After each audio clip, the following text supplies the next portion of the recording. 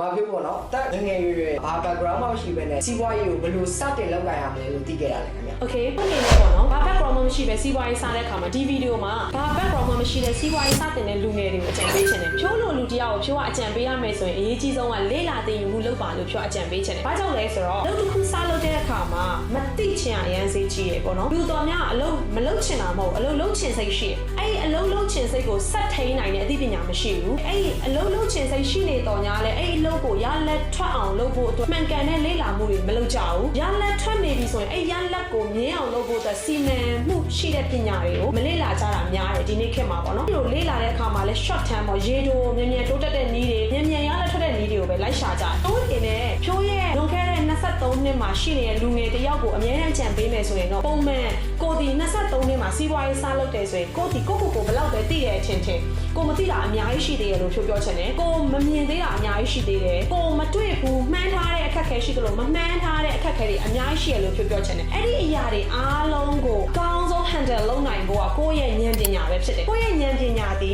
30ဘိုးလောက်ပဲရှိရင်ပြဿနာ30စာလောက်ပဲဖြေရှင်းနိုင်တယ်ကိုယ့်ရဲ့ဉာဏ်ပညာဒီ100ဘိုးလောက်ရှိရင်ပြဿနာ100ဘိုးလောက်ကိုကိုင်တွယ်နိုင်တယ်အဲ့လိုပဲကိုဒီ3သိန်းလို့ချင်း3သိန်းနဲ့ထိုက်တန်တဲ့ဉာဏ်ပညာလိုတယ်300လို့ချင်း300နဲ့ထိုက်တန်တဲ့ဉာဏ်ပညာလိုတယ်ဒီစ조사အားထုတ်တယ်ကျမစ조사နေရဆိုတော့လည်းမရဘူးစ조사တလောက်ရလက်ရဖို့ကိုယ့်ရဲ့အသိဉာဏ်ဘယ်လောက်ရှိလဲဆိုတာနဲ့လည်း 100% အရေးကြီးတယ်တို့အနေနဲ့ဘာ background မှမရှိပဲစီးပွားရေးကိုစတင်တဲ့အခါမှာစီးပွားရေးလုံးရမယ်လို့သိတယ်ဆိုတာဖြိုးရဲ့သမီးလေးကြောင့်ဖြိုးချမ်းသာခြင်းနဲ့ကြွယ်ဝခြင်းနဲ့အဲ့အတွက်ဖြိုးသမီးလေးကိုပြည့်ပြည့်စုံစုံထားခြင်းနဲ့ဆိုပြီးဖြိုးစီးပွားရေးစလုပ်ခဲ့ပေမဲ့ဘာမှမသိတာနဲ့စခဲ့တယ်တိုးတော့တို့အဲ့လိုဘာမှမသိတဲ့အတိုင်းဆက်လုပ်နေမယ်ဆိုဒီနေရာကိုမရောက်ခဲ့ဆိုတော့ဖြိုးဘယ်တော့ပဲစ조사ဘာမှမသိတော့ဒီနေရာကိုရောက်လာမှာမဟုတ်အဲ့အတွက်ဖြိုးဒီဘာမှမသိပဲစခဲ့တယ်ဆိုပေမဲ့အမြဲတမ်းကိုဘာမသိဘူးလဲဆိုတော့ရှာဖွေတယ်ဘာတွေသိဖို့လိုလဲဆိုတော့ရှာဖွေတယ်တခြားသူလုံနိုင်ကိုလည်းလုံနိုင်တယ်ဆိုတဲ့စိတ်နဲ့သူလုံနိုင်တဲ့နည်းတွေကိုအမြဲတမ်းရှာဖွေတယ်လေ့လာတယ်ပြီးလက်တွေ့တုံးချတယ်